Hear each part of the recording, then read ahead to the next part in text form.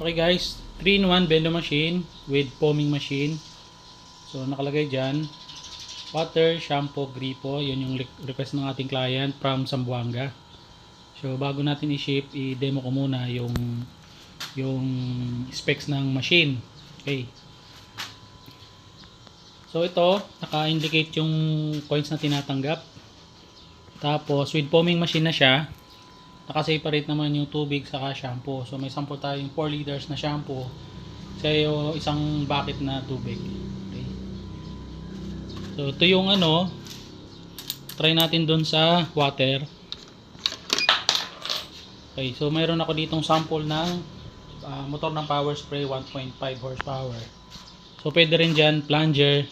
Yung plunger nga pala is 2 horsepower. So pwede rin dito sa ating machine. So pindutin ko siya, ang nakaset dito is 3 minutes. Okay. So pwede rin tong sabay gamitin. Hulog ako ng 5 para dun sa shampoo naman 30 seconds ang nakaset sa kanya. Okay, so ito yung hose. Yung hose natin, ito yung nozzle. Okay. Yan lang yung nozzle natin. Matibay yan, kahit masagasaan ng sasakyan na maglilinis, di madudurog. Yung kasi ang laging concern na pagka pinalitan ng PVC, nadudurog lang. So ito na yung ginamit natin ng nozzle. So 30 seconds para sa shampoo. Dito natin patatamaan.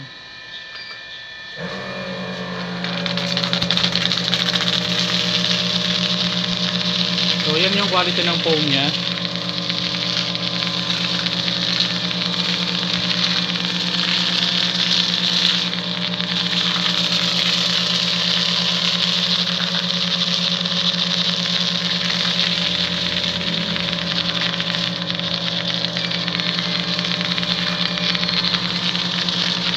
So kung motor, balot na yan. 30 seconds lang yan. Separate yung tubig para di mapapanis kahit magtagal. So yun yung yun yung sa shampoo.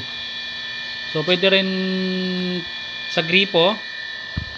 Sample tayo sa gripo. Ito yung